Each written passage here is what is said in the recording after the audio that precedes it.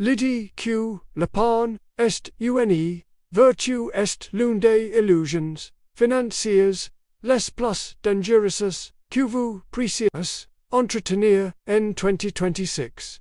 La plupart d'entre vous pensent faire le bon choix, vous mettez de quitte religieusement, vous gardez vos liquidités, vous croyez être prudence, vous vous trompez fondamentalement.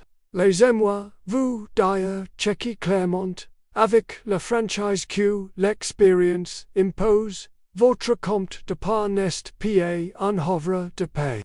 C'est un piège de pauvreté de guise en sécurité. L'acte de thésaurise, de laisser votre argent dormir sans objectif productif, est en 2026, la garantie mathématique d'une partie lente, certainité douloureuse, du pouvoir d'achat. C'est l'équivalent de l'immobilisme, quand le sol tremble.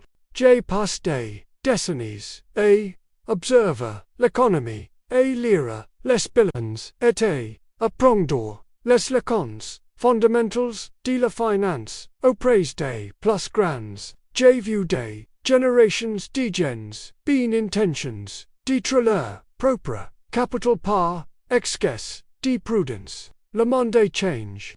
Les règles d'hier ne s'appliquent plus. L'environnement financier actuel, caractérisé par une inflation systémique, structurelle et des taux d'intérêt réels profondément négatifs, transforme l'épargne statique en un instrument de valorisation. Votre argent chaque jour qu'il passe inactif est en train de se décomposer. Nous allons analyser pourquoi l'épargne passive est le plus grand risque financier que vous puissiez prendre, et pourquoi l'investissement, même imparfait, est votre seule défense rationnelle. La première page, le plus insidieux, et le plus destructeur, est celui de l'érosion silencieuse du pouvoir d'achat que nous appelons l'inflation.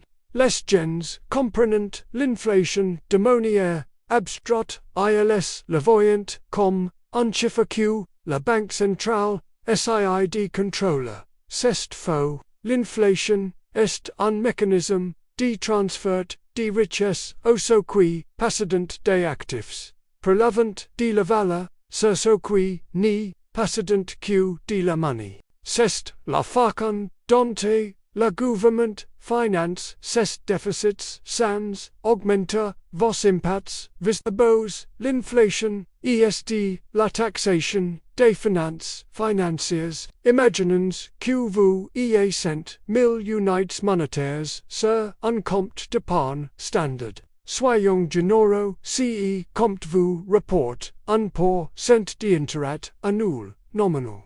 Simultanément, les chiffres officiels de l'inflation indiquent 3%, mais votre expérience quotidienne le coût de l'essence, des aliments, de l'éducation vous dit que la véritable inflation de votre panier de consommation est plus proche de 6%. C'est un calcul de honnêteté intellectuelle que vous devez faire. Si vous laissez 100 000 unités et 1% pendant un an, vous aurez 101 000 unités à la fin de l'année. Nominalement, vous êtes plus riche de 1000. C'est là que l'illusion agite. Cependant, si le coût réel de la vie, l'inflation réelle est de 6%, le panier de beans que vous pouviez acheter pour 100 000 au début de l'année coûte décimé 106 000, le deuxième page, encore plus coûteux est le coût d'opportunité. L'argent laissé en compte d'épargne n'est pas neutre. Il est un coût invisible. C'est le rendement qu'il aurait pu générer si avait été investi dans un actif productif. Si coût d'opportunité est souvent bien plus grand que la perte causée par l'inflation. C'est la perte de croissance exponentielle l'épargnant passif c'est content du zéro virgule quelque chose, ignorant le pouvoir de la capitalisation. Imaginez que vous ayez 50 000 unités monétaires que vous conservez par compte d'un crach, dormant sur un compte et un pour cent. Votre voisin, lui, investit ces 50 000 dans un indice boursier diversifié qui, historiquement, est en moyenne rapporte 8% par an. Après 10 ans, votre épargne passive aura atteint 55 250 unités, un gain de 5 250, c'est le résultat de la prudence à court vue. L'investissement de votre voisin, cependant, aura atteint 107 946 unités, un gain de 57 946. La différence entre vous deux n'est pas sens. LSTD 52 686 unités monétaires, c'est le prix de votre père et de votre inaction. C'est l'argent que vous avez refuse de vous verser. Le troisième peg est la confusion totale entre rendements nominaux et rendements réels. Les institutions financières armant vous montrent des rendements positifs. Votre relève bancaire vous indique que vous avez gagné un certain pourcentage. Sans les rendements nominaux. Le système est conçu pour vous faire sentir insécure avec des chiffres positifs, mais qui compte réellement, sans les rendements réels, que vous gagnez après avoir soustrait l'inflation et les Prenons un exemple de placement classique, un fonds obligataire per risque qui garantit un rendement nominal de 3%, c'est souvent vendu comme une alternative sur et l'épargne. Cependant, l'inflation est de 4% et V8 dans une tranche d'imposition de 30% sur vos gains. Sur 100 000 unités investors. 1. Gain nominal, 3,000 unités. 2. Import sur le gain, 30% de 3,900 unités. 3.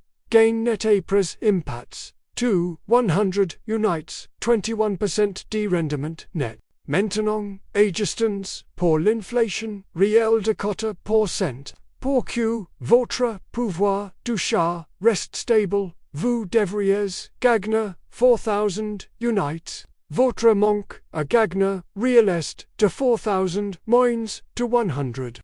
Vous avez payé impacts sur un gain qui était en réalité une perte nette. C'est la paire des mondes. L'épargnant passif et le déteneur d'obligations de faible rendement se retrouvent à payer l'impôt sur la détérioration de leur propre richesse. C'est l'illustration parfaite de la rationale financière. Vous vous donnez du mal pour déclarer vos gains, mais que vous déclarez est un mirage. Le quatrième page est la risque de dévaluation structurelle de la monnaie. Lorsque vous détenez de la monnaie, vous détenez la dette du gouvernement ou de la banque centrale. Vous pariez que ces institutions ne dévalueront pas le passif dans le contexte de 2026, avec des niveaux